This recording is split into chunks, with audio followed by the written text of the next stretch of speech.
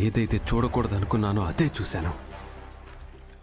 వర్ధన్ కుటుంబ సంతోషం అది నేను భరించలేను. ఆ సంతోషాన్ని చెరిపేయాలి. ఏం చెయ్యాలి?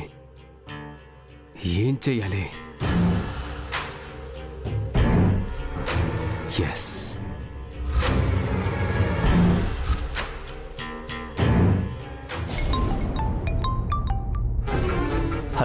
హలో రవి, నేను రాకేష్ని. చెప్పండి సార్.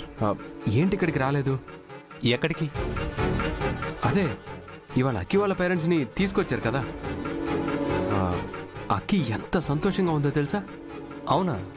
అవునా ఏంటి? మీ నాన్నే కదా తీసుకొచ్చారు, నీకు తెలీదా? తెలీదు. నాన్న ఇంటి విషయాలేవి నాతో డిస్కస్ చేయరు.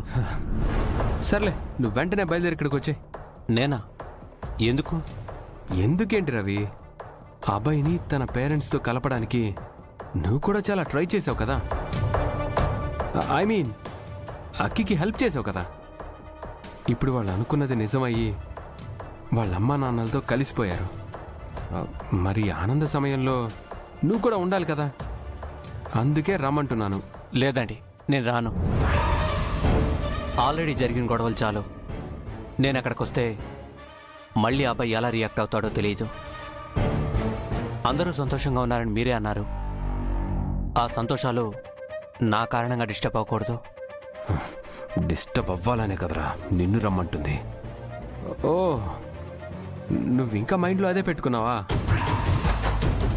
ఆ అబ్బాయి అదంతా మర్చిపోయాడు రవి. ఇన్ఫ్యాక్ట్ ఆ అబ్బాయి నీకు ఫోన్ చేయమన్నాడు. నిజమా? అవును రవి, నువ్వు వస్తే అక్కి కూడా సంతోషంగా ఫీల్ అవుతుంది. సో నువ్వు రావాలి, వస్తున్నావు అంతే. హలో రాకేష్. నిజమా?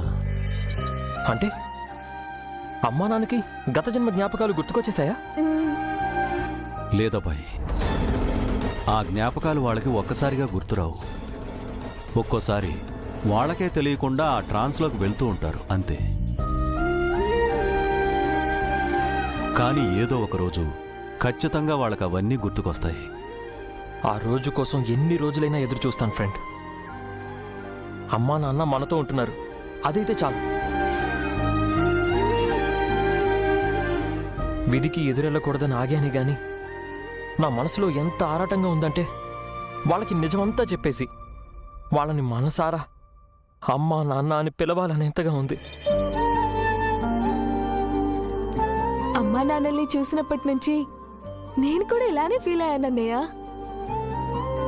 కానీ తప్పదు, జోగమ్మ చెప్పినట్టుగా మనం విధి ప్రకారమే ఓపిగ్గా ఉందాం.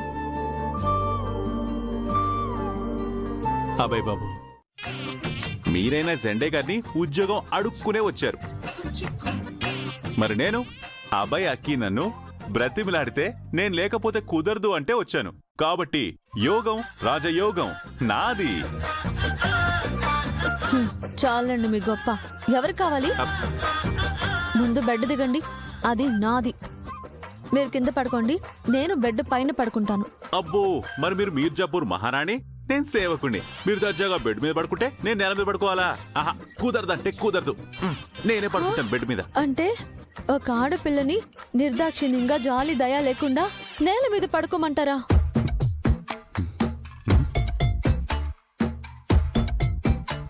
ఏం వెతుకుతున్నారు? అదే, ఇక్కడ ఆడపిల్ల అన్నారు కదా, ఎక్కడుందా అని వెతుకుతున్నాను. శంకర్ గారు, మరి లేకపోతే ఏంటండి? చూడండి గౌరీ గారు, ఆ ఇంట్లో లాగే ఈ ఇంట్లో కూడా గొడవ పడితే అసహ్యంగా ఉంటుంది. ఇదిగో, మనం వచ్చామని చెప్పేసి వాళ్ళు స్పెషల్ డిషెస్ రెడీ చేస్తుంటారు. త్వరగా ఫ్రెష్ అప్ అయ్యి వెళ్ళి తినేసి వచ్చి తీరిగ్గా కూర్చొని బొమ్మ బొరుసు వేసుకుని ఎవరెక్కడ పడుకోవాలో డిసైడ్ చేసుకుందాం. ఓకేనా? తిండిపోతూ భోజనం అనుకోని రెడీ అవుతారు. ఏంటి గొణుగుతున్నారు? నేనేం గొనుగలేదే. మీరు తొందరగా ఫ్రెష్ అప్ అయ్యి వస్తే భోజనానికి వెళ్దాం అంటున్నాను. వెళ్ళండి, ఫ్రెష్ అప్ అవ్వండి.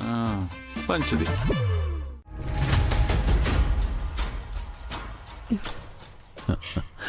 ఫ్రెండ్, నాన్న కోసం స్పెషల్గా పాయసం చేశాను. ఎలా ఉందో టేస్ట్ చూసి చెప్పు. టేస్ట్ చేయక్కర్లేదు, మీ నాన్న కోసం ఎంతో ప్రేమతో చేశావు కాబట్టి అది అద్భుతంగా ఉంటుంది. జ్యోతి సార్, అమ్మకి ఇష్టమని ఐస్ క్రీమ్ తెప్పించాను. అది ఫ్రిడ్జ్లో పెట్టారా? పెట్టాను సార్. ఆ.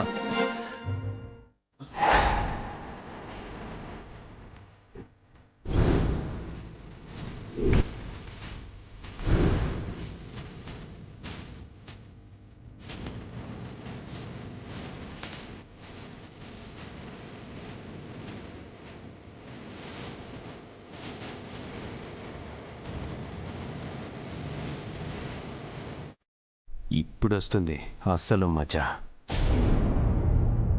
రేయ్, నువ్వెందుకు వచ్చావు ఇక్కడికి? మొన్న జరిగిన గొడవ చాలదా? మళ్ళీ ఏం పని ఇక్కడ నీకు? వెళ్ళు. అది కాదు నాన్న, నేను చెప్పేది వినండి. నాకింకేం చెప్పకు. వెంటనే వెళ్ళు. అభయ్ బాబు చూశాడంటే పెద్ద గొడవే అవుతుంది. వెళ్ళిక్కడి నుంచి, వెళ్ళిక్కడి నుంచి. లేదు నాన్న, అభయ్య నన్ను రమ్మన్నాడు. అభయ్ అభయ్ నిన్ను రమ్మంటావేంట్రా? వెళ్ళు, వెళ్ళు. Friend, everything is okay. నేను వెళ్ళి అమ్మా నాన్నల్ని పిలుచుకొస్తాను. అలాగే.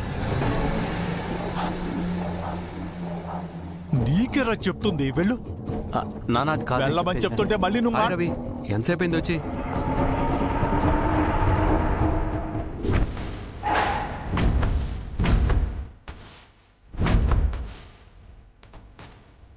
రవి, నీకే చెప్తుంది. వెళ్ళు. నాన్న యాదగిరి, ఎందుకు రవిని వెళ్ళమంటున్నావు? లోపలికి రా నువ్వు. హాయ్ అబ్బాయి.